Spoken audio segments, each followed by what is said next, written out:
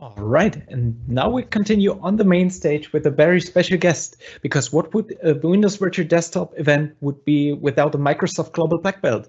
Next on the main stage is Jim Moyle presenting you BCDR for Windows Virtual Desktop. Yeah, Jim, the stage is yours. Thank you very much. Can you hear me okay? We can hear you. Perfect. Perfectly. Okay, let me just share my screen, no problem. And hopefully, if you can confirm that you can see my initial slide. We can see it, Jim. Thank you. Thank you.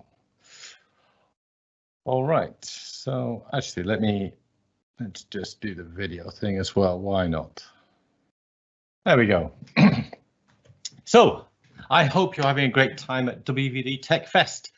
I am having an excellent time. I've seen some great sessions today. And learned a few things myself. So hopefully you're going to find this session on business continuity and disaster recovery interesting. So my name is Jim Moyle. I am a Windows Virtual Desktop Global Black Belt. I've done that job for about a year or so now. You can find me on Twitter at Jim Moyle. You can find me on GitHub at Jim Moyle. And you can find me on YouTube at Jim Moyle. And if you're interested in that sort of thing, you can also use the exact same username to find me on Strava. Great. Actually, before we go on, I do have a new YouTube series up all around image management. We've seen a little bit from Freek and from Esther, and we're going to see a little bit more later from Jen. But all of those resources, you know, from Bicep to GitHub Actions to Terraform, can all combine together. So look out for all of those sessions and the additional collateral on YouTube as well. All right, then let's start. If you have seen any kind of Microsoft or even Citrix or VMware presentation on desktops in Azure, you have probably seen a slide very like this previously. Now, there is a good reason why I am showing you this again, and it is hopefully the only slide that you've seen previously. Jim, may I disturb you for a moment? We can't see your screen. Could you please share it again? I can, yes. Let me see if this works for you. How's that?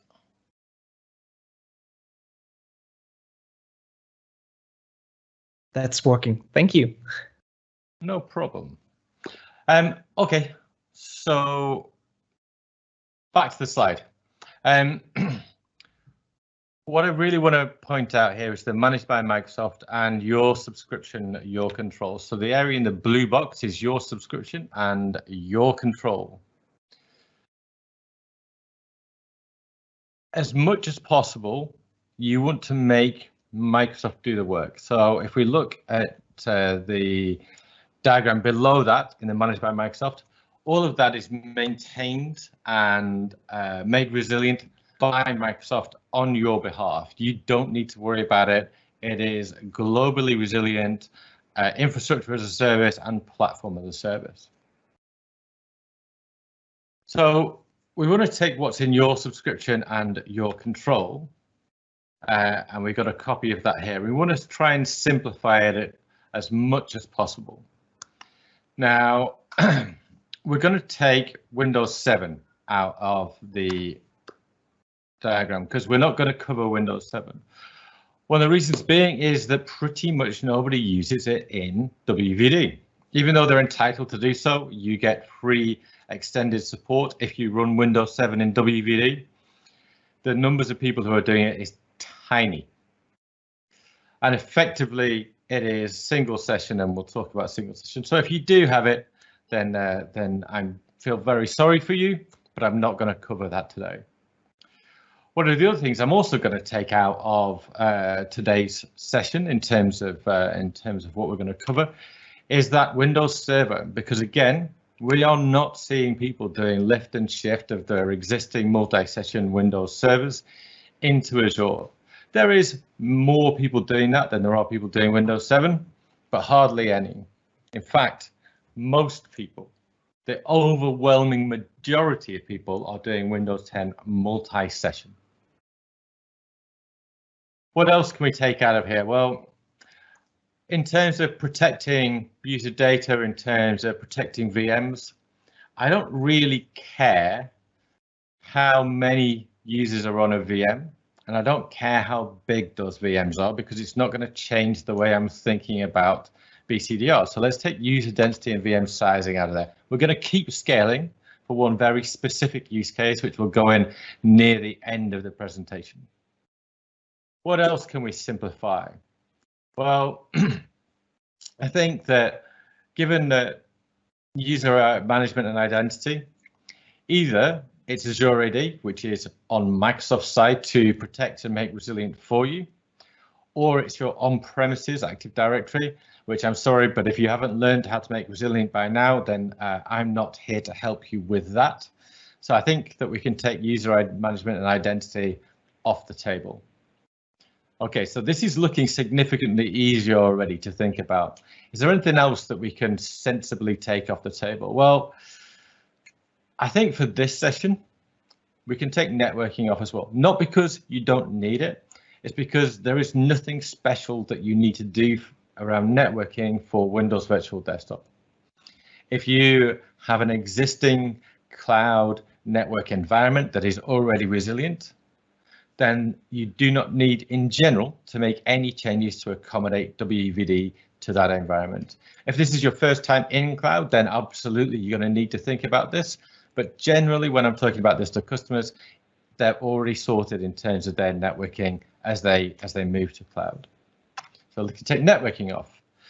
Maybe one more thing or two more things we can take off. I think that if you're doing remote app in terms of business continuity and disaster recovery, we don't need to do anything different than multi-session Windows 10 in terms of how we approach it. Okay, so we can take remote app off there. Okay, we're left with a much smaller level of services that we now need to protect.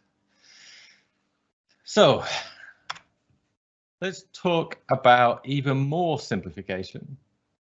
Single session pooled. Again, not a huge use case. Single session personal, multi-session pooled are the two big ones, with multi-session pooled being absolutely the big brother there. But single session pooled is significant.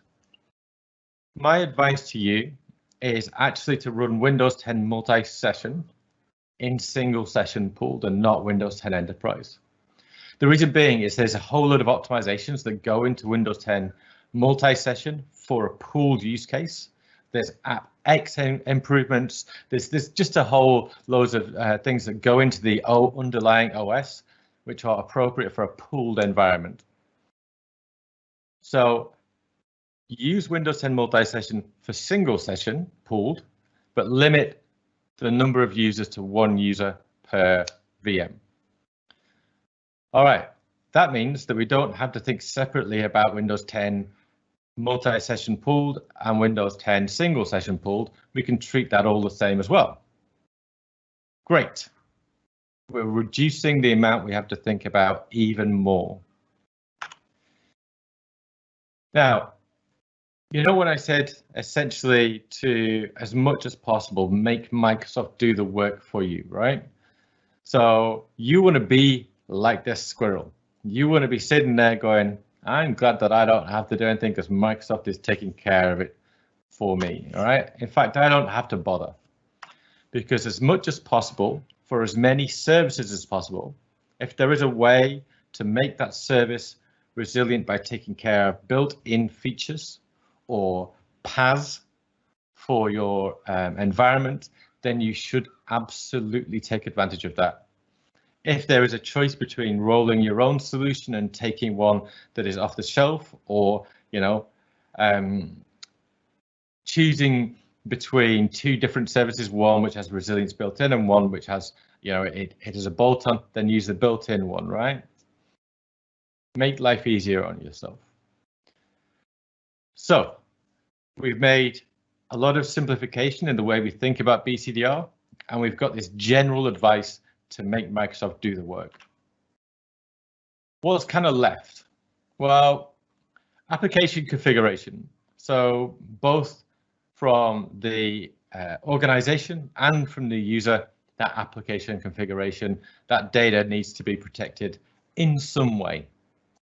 The applications themselves, right? So anything that you're providing, whether it's by MSIX app attach or whether it's by AppV or whether it's installed, those applications you need to have protected. The image, you know, you have carefully curated and created this image. You also need to make sure that is protected. And last of all, the documents. So user created data, you know, Word, Excel, etc. There are obviously, even though we've simplified, still quite a lot of scenarios that we need to look at. But documents has the same solution for every single scenario, and it's a very easy solution. Okay, put your My Documents and your pictures and your desktop into OneDrive, because as soon as you do that, you push all of that protection and resilience work onto Microsoft, and we'll do it as part of the OneDrive service, and you no longer have to worry about it. It will give you a great user experience, whether you're on a physical laptop, whether you're on a desktop, whether you're on a VM in your data center, or whether you're on a multi-session VM in Azure. The user experience for their docs will be consistent across OSs and across scenarios. They'll have versioning, they'll have self-initiated restore, they'll have web access.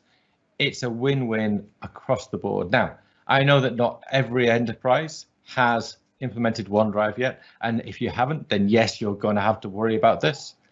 But if you're doing something new, don't accelerate protecting your special folders, accelerate putting them into OneDrive, and you'll thank me later. So all scenarios, docs in OneDrive is a good idea. For everything else, so for those application configuration, for the images, etc., we need to think differently whether we're doing personal versus pooled. Personal is slightly easier, so we'll think about personal first. All right, now one of the things you need to remember about personal is, despite it being easier, it is horrendously expensive. So maybe 3 to 4x more expensive than doing a multi-session pooled environment. Everything is more expensive. Storage, compute, resilience, just it adds up. All right.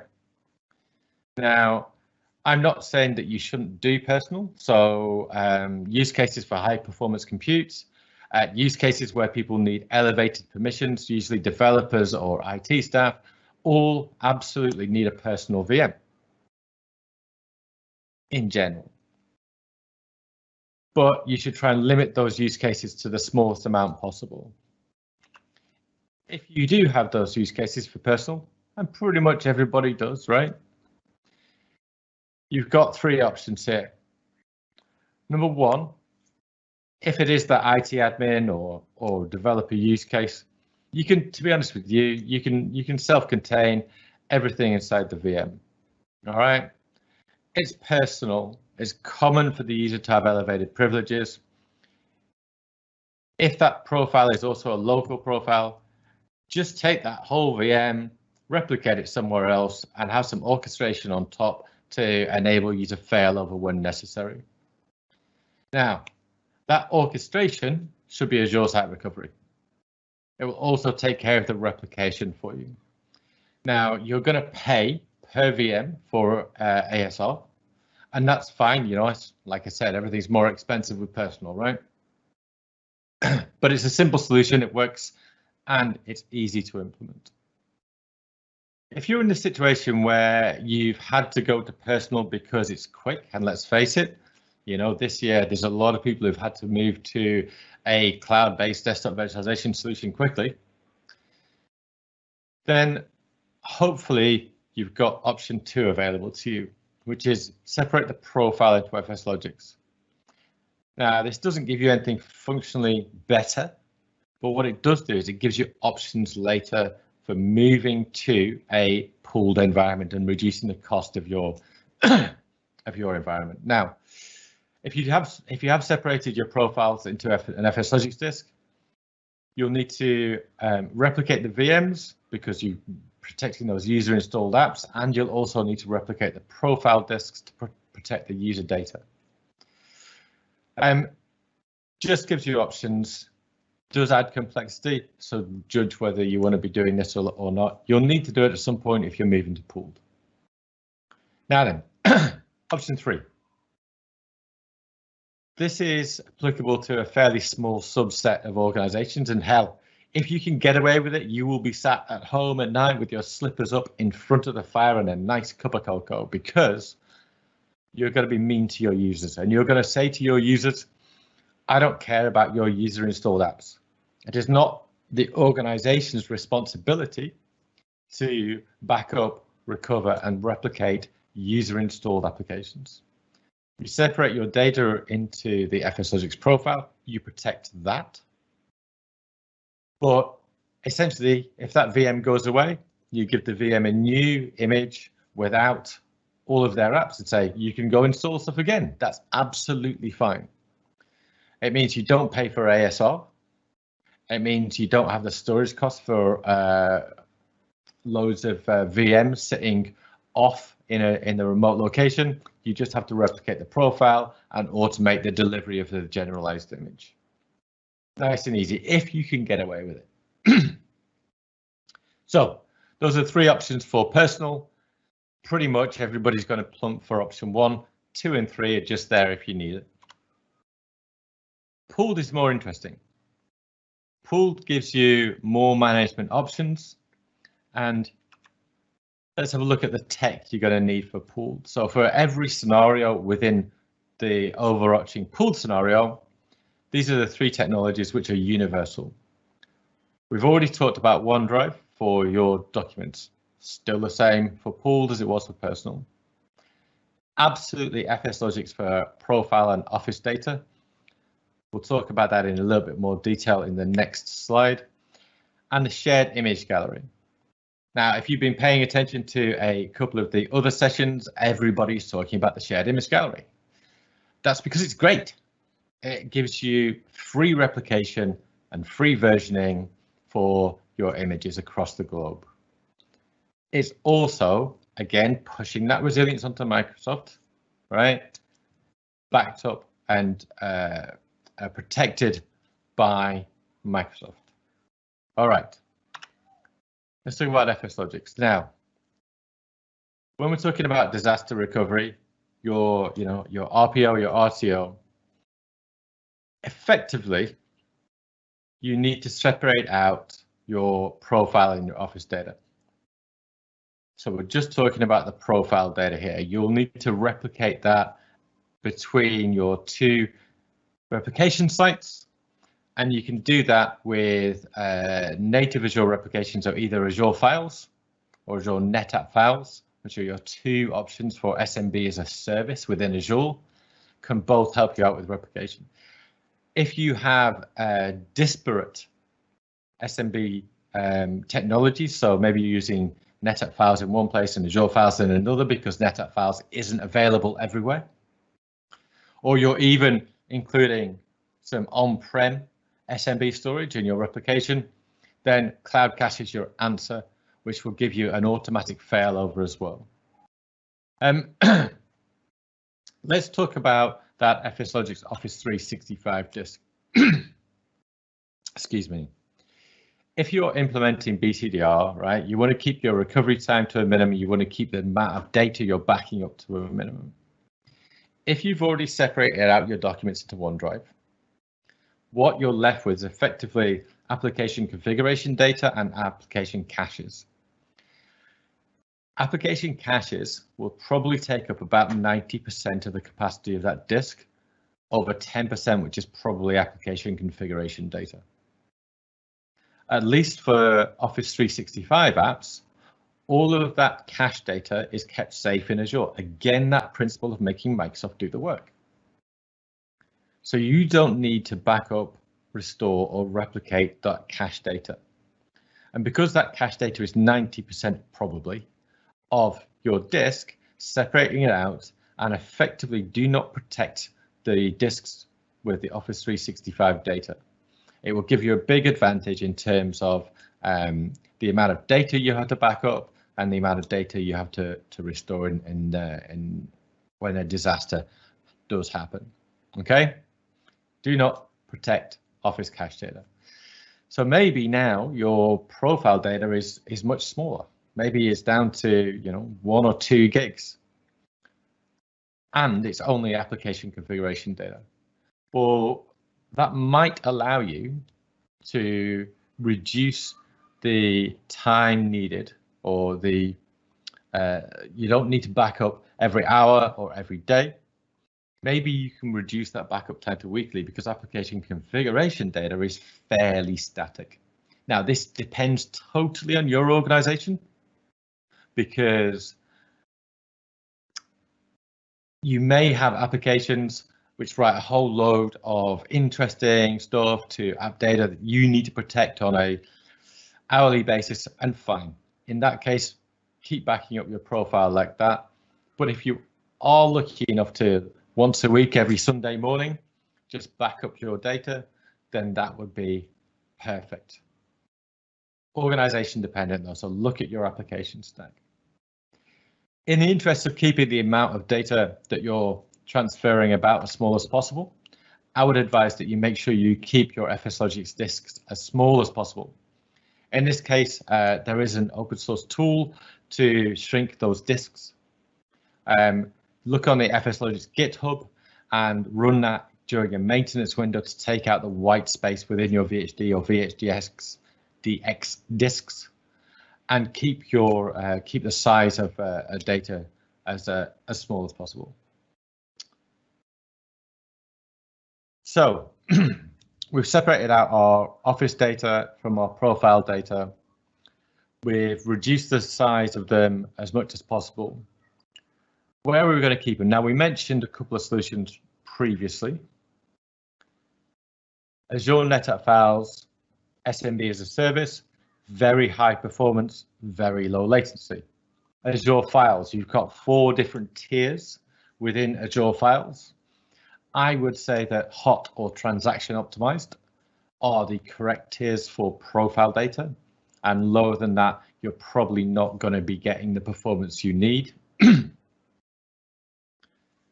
So both of those have consumption pricing for your data. You'll see in the official documentation that people will mention storage spaces or running Windows servers as file servers. Do not do this. Remember what I said, where there's a Azure service where you can push this work onto Microsoft, do it. Use those SMB as a service things that are available to you. All right. If you have to, then Cloud Cache is available to you. If you have disparate SMB locations, or if you need fault tolerance. So Cloud Cache is interesting, right? Because it gives you fault tolerance, and we'll talk a little bit about that in another slide. You can also do storage-based replication with Azure Files and Azure NetApp Files. With Azure Files, excuse me, the option for redundancy is very dependent on the tier that you pick for your files, whether you're doing large file support, whether you're doing blob storage or file storage. Obviously, it will be file storage for FSLogix. Let's mention that actually. Officially, FSLogix supports blob storage, and that's cheaper. Unless you're really hurting for cache, do file storage rather than blob storage. Back to replication. Okay, I'm not going to go through every single redundancy option for Azure Files in terms of replication, because it is actually quite complicated. So go and read the documentation and make sure for the tier of Azure Files that you have, whether you've enabled large files or not, how far you want your redundancy to go, and which service you pick out of that. Okay. If you have large file support enabled, it's not possible to replicate to a secondary location. If that is the case, Cloud Cache should be used.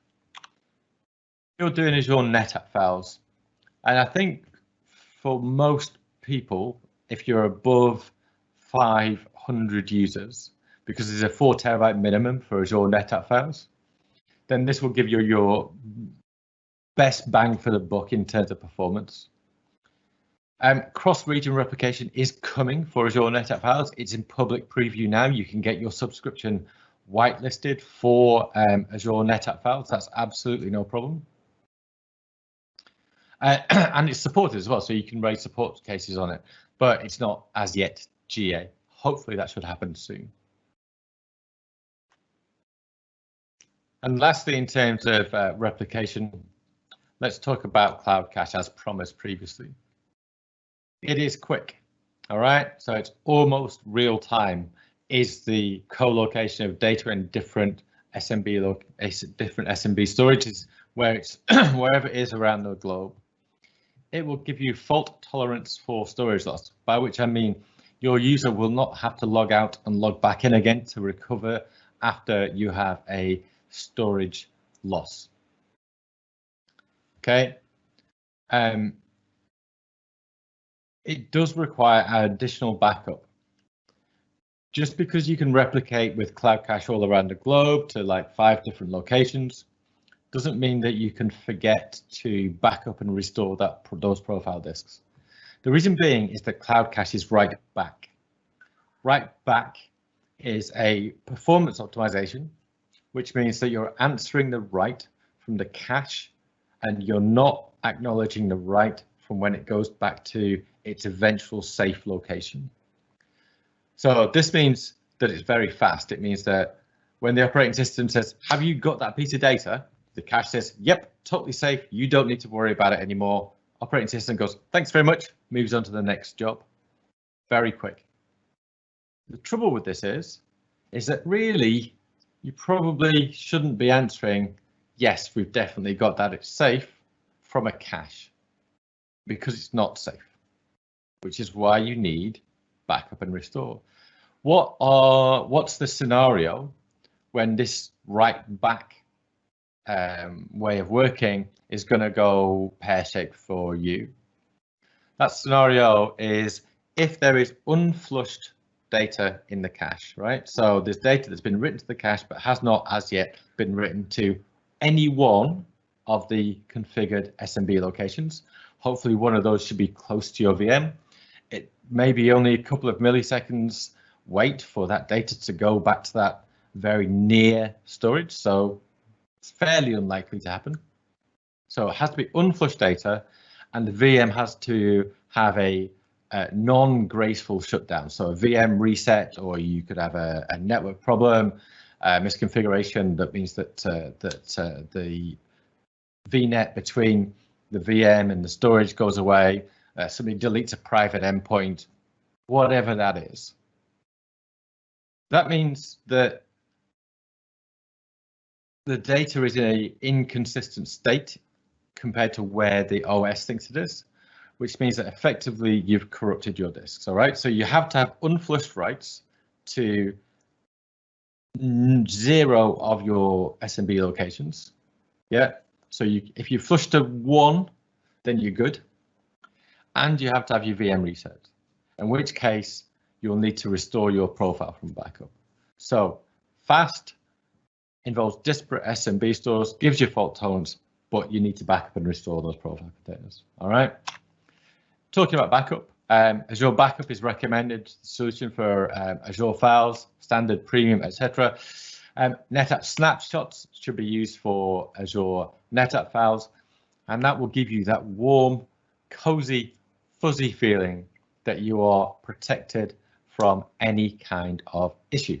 So replication and backup always needed, pretty much.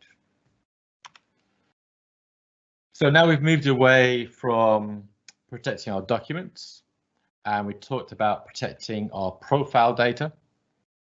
So now let's talk about protecting the images. Shared image gallery. Love the shared image gallery. Built-in global replication for images. I mean, this always used to be a big problem on premises, right? Getting your images to the right places around the world. Gives you proper versioning for images, and also allows you to apply the latest tag.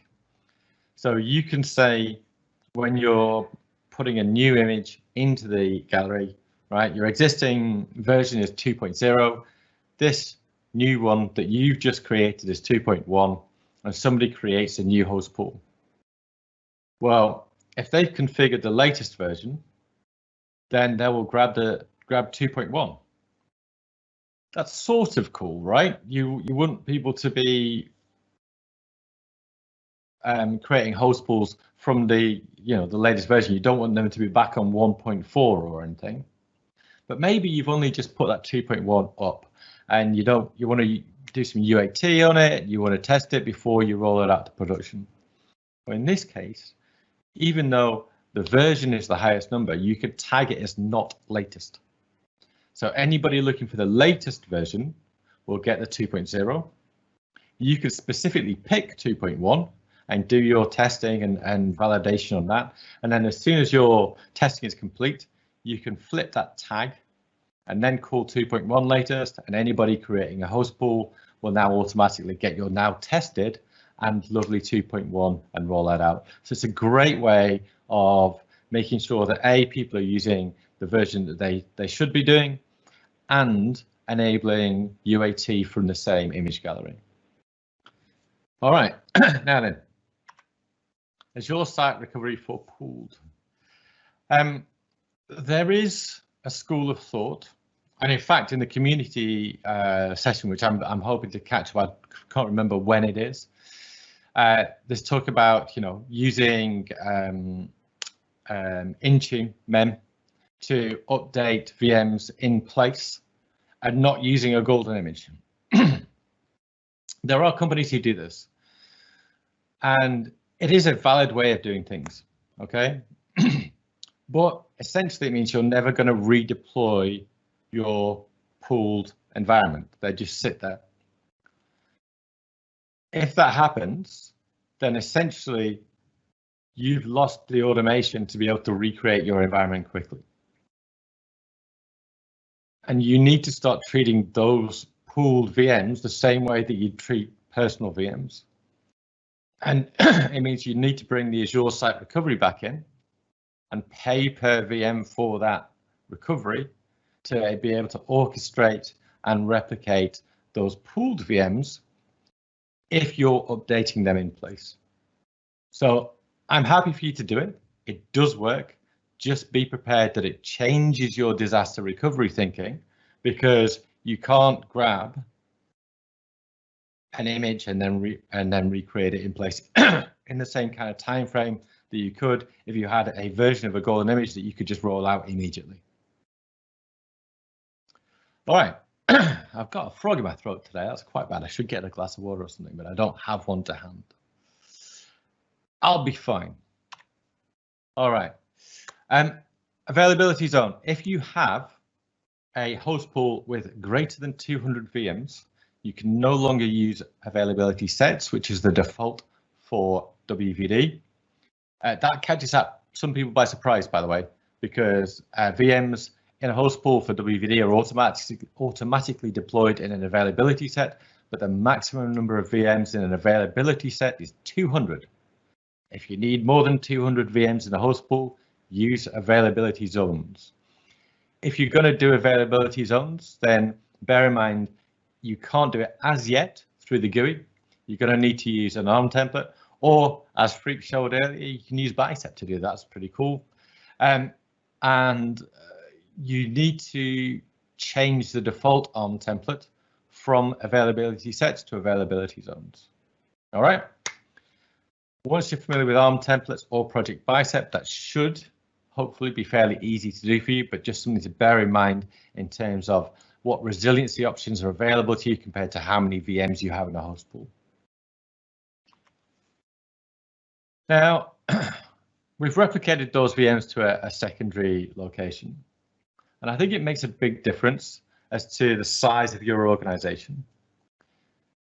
If you are a smaller organization, and in this particular use case, I'm classing small as less than about 100 VMs, and you have full automation, you've used Azure Image Builder, you've got the shared image gallery, you can roll out VMs to exactly where you know that you need them to be at the drop of a hat. Great. Use that as your DR, right? You can then roll out your environment to any location around the globe. Perfect. If you're a large organization, you're going to start running into issues trying to do that. And the issues around that are mostly to do with API limitations within the underlying fabric. So everything in Azure runs on REST APIs. Every single REST API in the world is rate limited. They're there to effectively stop the DDoSing of the underlying platform. Desktop virtualization kind of looks like a DDoS attack when you're trying to roll out 10,000 VMs. For a larger organization, I would not try to automate that at the point of disaster. I would roll those out every time you get a new image and leave them switched off in your target location. So effectively creating active passive. Now, on premises, we're all used to doing active active because you've got a set of VMs, a set of hardware in one location, a set of hardware in the other location. Instead of running one set of hardware at 100%, let's run them both at 50-50. We're testing out our DR essentially constantly by running half capacity in both locations. Why wouldn't we do the same in cloud? The reason being is you don't have that hardware limitation in cloud, right? You're not running stuff at 100% or 50%. You're just running stuff. So your financial and resource constraint that makes active-active so compelling on-prem doesn't exist. You can do active-passive and still pay the same amount of money as active-active and have all of your VMs much closer to your user, and then bring up the environment in your passive location whenever you need to. So I wouldn't say that active-active is either a performance or a resource saving. Now, one of the things if you do active-active is that you can actually do the orchestration of changing between the two locations with scaling rather than ASR, which means you do save your ASR license. Remember, right at the very start, I said, I'm going to leave scaling on there for one particular use case, and that particular use case where scaling is useful in disaster recovery is in this active-active use case. And as I said before, if you're doing active-active, you do not need to do DR testing. And the way you implement this is you have a single host pool. You'd spread that host pool over multiple regions. Your VMs would then go into both regions. As a user logs on, they get assigned a random VM in one of the two or even three regions you could have. In that case, you absolutely need to use Cloud Cache because it gives you the data locality for the profile that you need as you're logging onto random geographical locations. Okay, I would say 95% of use cases, active passive is your best choice. But if you really need active active, that's how to do it. Stretch goal. Well, we've already seen GitHub Actions. We've seen ARM templates from Freak. We're going to see Terraform from Jen later, okay? Automation, get your entire process automated. Once you're there, it's going to make your life so much easier. You don't have to automate it all end to end to start gaining benefits. I'd say the first thing you should maybe automate is maybe your image management. All right, use some Packer or some Azure Image Builder. And then gradually bite size, increase your level of automation in your organization, and you're going to sleep well at night. Now, I know that a lot of people do not maybe have the time or the skills in their environment right now to go away and do this. But I think if you're looking towards your journey and your learning journey in the future, then getting familiar with DevOps tools, getting familiar with CI/CD pipelines, getting more automation into your environment is going to be your absolute best way of doing things. Now then, let's talk about developers, because they are kind of a special case. So a lot of developers within organizations are polyglot, i.e. they speak many languages. You know, one month they might be doing .NET development, another month they might be doing Java development, another month they might be doing mobile app development. So they kind of sit in this halfway house between pooled and personal, because their desktops are disposable in that, you know, they need them for a short or medium amount of time and then they should be thrown away. But they're also kind of personal because they need to be consistent across, you know, 1, 2, 3, 4 months of time. So you need to have kind of almost both things protected, right? You need to be able to protect their environment in terms of their user installed apps. You know, they may have spent 2, 3, 4 days configuring that development environment so it's in a good state for them and their workflow. But also you need to provision a brand new Java development environment at the drop of a hat when they request it. I've found that probably the best way to implement a developer use case is a combination of Azure DevTest Labs and WVD. DevTest Labs gives you formulas, so it gives you some kind of image management and able to stand up different developer tools.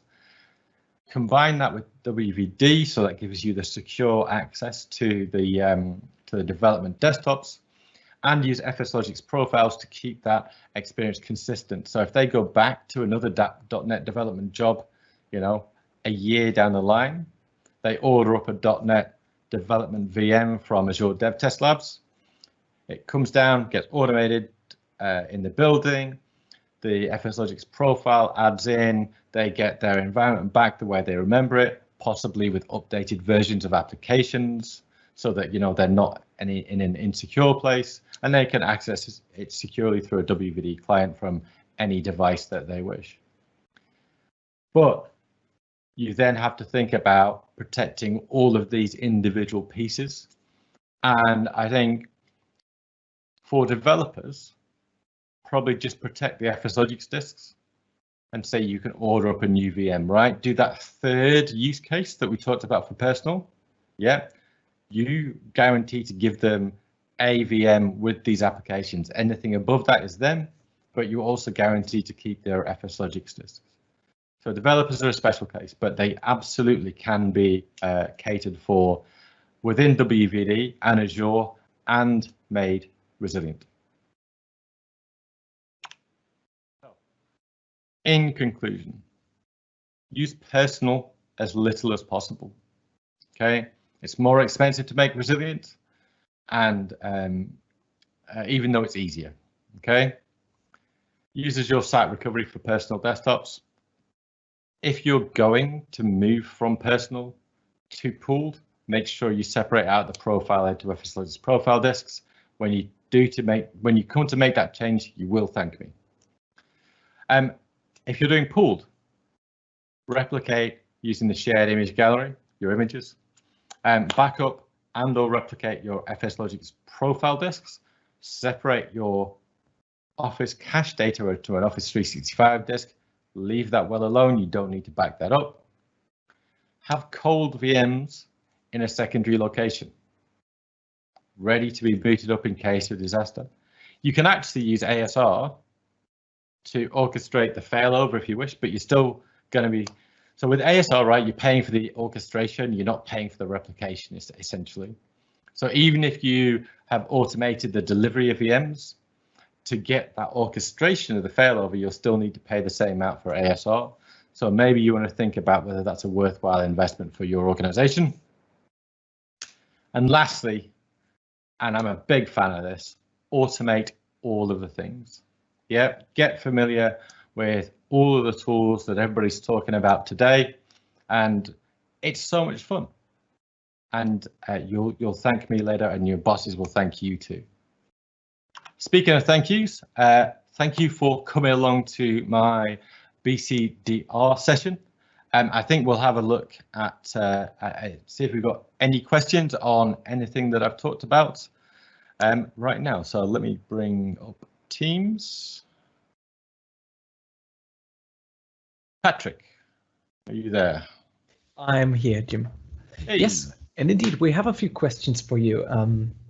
Thank you, first of all, for your great session. And yeah, I will read through the questions and hopefully, but I'm sure you have the answers for it. Well, we'll see. We'll see. First question comes from Adam S. asking, will remote apps ever support OneDrive starting up with user login? We rely heavily on OneDrive instead of network shares with employees and students. So that's definitely not a BCDR question, but it's a very valid one, to be honest with you. The answer to that is yes,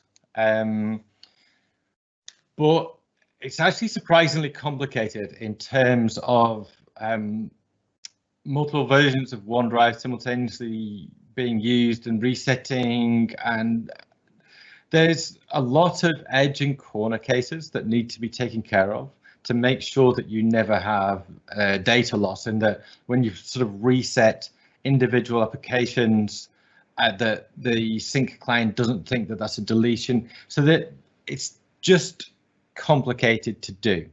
Now, we are looking at doing that, absolutely. It's definitely on our roadmap, and it's definitely something that we're hearing from a lot of customers. So it's not new news to us, and we have talked about this internally, and there's ongoing work to fix this. So yes, it will be fixed. Will it be fixed tomorrow? Probably not. Awesome. Second question we have for you, Jim, is your shrinks disk script. Is it officially supported by Microsoft? No, is it buggery? Oh. That's officially supported by me. If you do want support, please raise an issue on the GitHub repo. It is used by a lot of people, that tool, in some very, very large organizations. So the fact it's an open source tool purely supported by me is quite scary. Now this is not an NDA event, right? So no. I can say that having a supported method of removing white space from disks is also something that we've been looking at, and we hear that that's a necessary thing to have. Absolutely. I can just say from our deployments, I used it in every environment. So your shrink script is actually part of every deployment I performed in the past, or will do it. It's really helpful here. Awesome. I have another question for you about secondary locations for larger organizations. With every new image version, I think that's related to the shared image gallery. Yep. There should be a pre-deployed VMs then.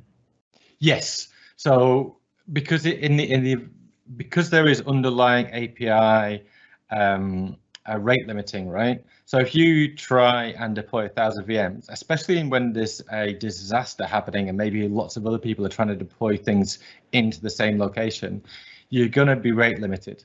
And it's, you know, at that particular time, it's going to be heartbreaking if you're rate limited by the underlying cloud API.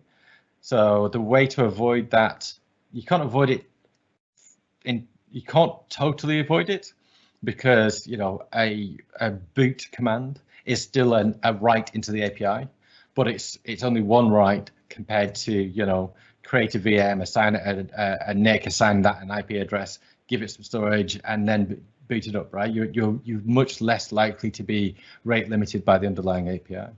So for larger organizations, absolutely, you're gonna have to pay the storage cost for those secondary locations being cold, but it's worthwhile in case of a disaster. Perfect. And one last question for you, Jim. How do you advise of failback if Cloud Cache is not in use? So if you've had a incident, right, and you failed over to your secondary site and you started using the profile disk on your secondary site, but your primary is unavailable. So effectively you're building up IP user data in that secondary site, and then your first site becomes back available. Right? Aren't those profile disks old, and haven't you got like data in your recovery site that now is the primary location? How do you recover from that? I would use, I would delete the primary location disks and copy the secondary location disks across. And I would use like a tool, I mean, backup to, spelled B, the VP at the end is very good for that. There are some stuff internally to Azure that you could use. It's a very good question, and I should probably include that on a slide at some point. And I'll have a think about that actually as to what is exactly the right solution, because that was just off the top of my head. But yeah, I'll have a think about that and put a slide in for that solution. Great question. Thank you. Perfect. And thank you, Jim, for answering the questions. I think that was the last one for now. Thank you for your session, for your time, and for answering the questions. If you have any more questions to Jim, feel free to raise them. We still have a bit of time. Excellent. Thank you so much. Thank you. Yeah, I'll stick on for like on the microphone for a couple of minutes if people have got questions that they want to share.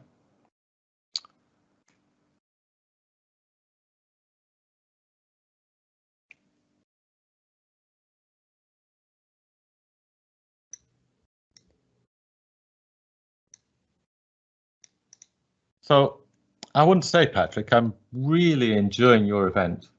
I think you and Simon have done a superb job of building a great agenda, of organising. I'm really happy to be part of it. So thank you very much.